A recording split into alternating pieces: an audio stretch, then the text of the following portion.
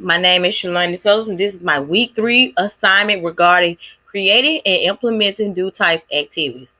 I am going to make this presentation a little bit bigger so you can view what I have created so far.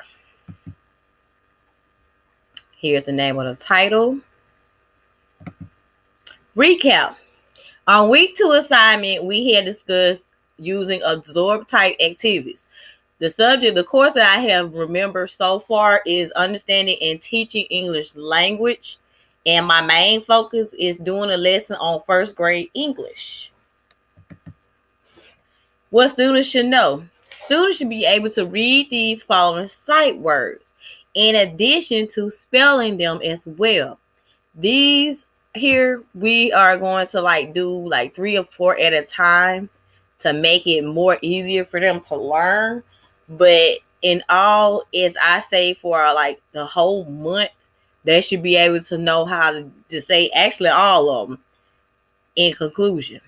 And that can be beginning of the first 9 weeks or whatever like that. This can be their summative assessment on testing them how to spell all of the words overall.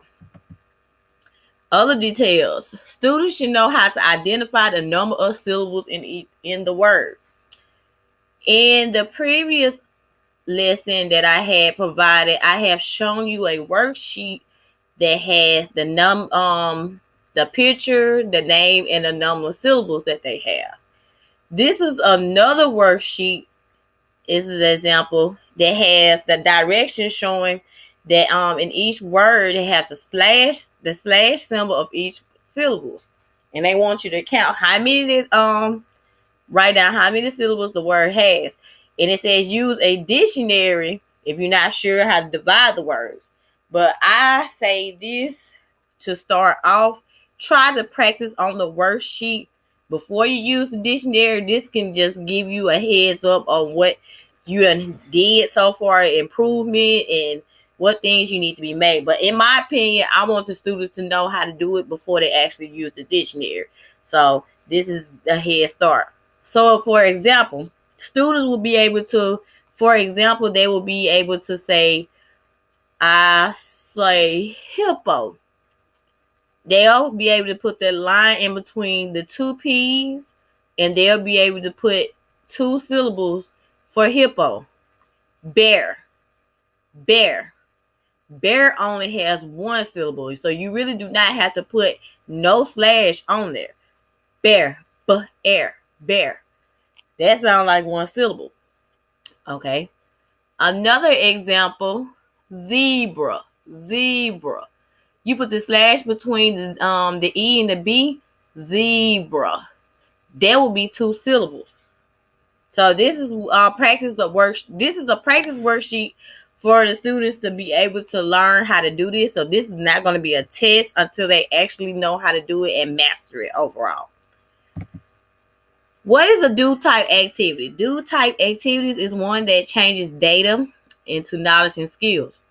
Example of this activity include drill practice, hands-on activity, classify items, guided analysis, etc. For this do type activity, they'll be able to use the drill practice, classify items, and guided analysis.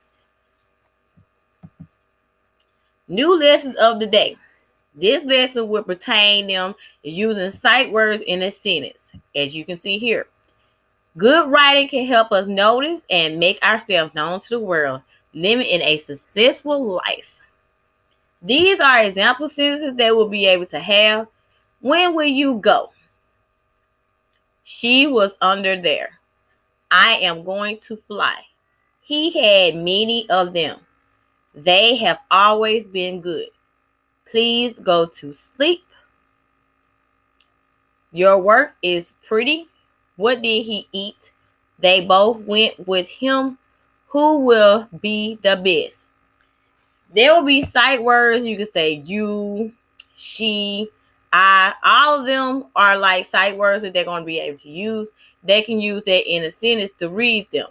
So this is like a guided practice of how the sentences should be written, and they will be able to read it to hear them read and hear that if the sentence makes sense or not. They will have plenty of chances to be able to rewrite it. So this is like a practice for them. So I won't be able to grade them on this. So they actually, like I said before on the previous slide, they'll be able to master it as well.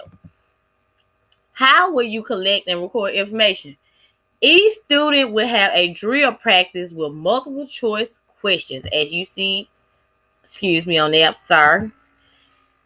How you collect and record information. Each student will have a drill practice with multiple choice questions. This is the worksheet that they're going to have here. I will have them to exchange papers to do the gradings to see what errors they made. I will call on the student to read a question and the answer from the answer the student have on that paper. Excuse me on this part right here. They will be able to answer what the student have from the paper. P.S. They will be my little teachers when grading. So when they grading, this is not going to be on a grade book. This is like a practice grade. So if I ask one student, say, Sam, can you read number 1? He will be able to say he has just 1. He hear just 1. When he actually listen to those, read what he has said, he will be able to read what the next student that he exchanged papers with says. Say, for example, if he said he hear 1, and I asked him, does that make sense? And if he said no, then he's correct. Then the correct answer would be A. He has just 1. Next one. Do you look at my 4 hands or do you like my 4 hands? What do you think about that? My question is to you. Do you look my 4 hands? That doesn't make sense. So the correct answer would be, do you like my 4 hands? That would be B. How will you report the information you collect? I will demonstrate the directions to the students carefully.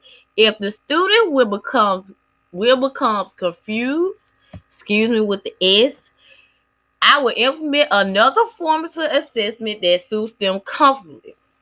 On the previous worksheet, I have multiple choice, question and answer. I won't be able to let them do the fill in the blank because I don't want them to feel like they're kind of lost on there. They will have pictures and stuff to let them just sightsee what they know or sightsee what they just know off top. Because you have kids that actually know it right then and there. And as long as they be able to do that, they'll get to the point that they'll be able to fill in the blank without using multiple choice. So I'm going to start off with that first. And I'm going to work my way to where they can get posed to do fill in the blank on later days. Are all interested groups included in planning and conducting the needs assessment? Absolutely. This new lesson provided for the due activity will be helpful for students to make improvements and master reading fluently. There will be sentence structures included within the lesson, such as noun, pronoun, verb, adverb, preposition, phrases, and more. On through the first grade English, first grade overall, they will be able to learn how to identify noun, pronoun, verbs, adverbs, prepositions, phrases also. So in that total, this is going to be the start off of spelling it. But when they get on to almost toward the end of the year, before they get to second grade, they will be able to use these sentence structures in the sentence.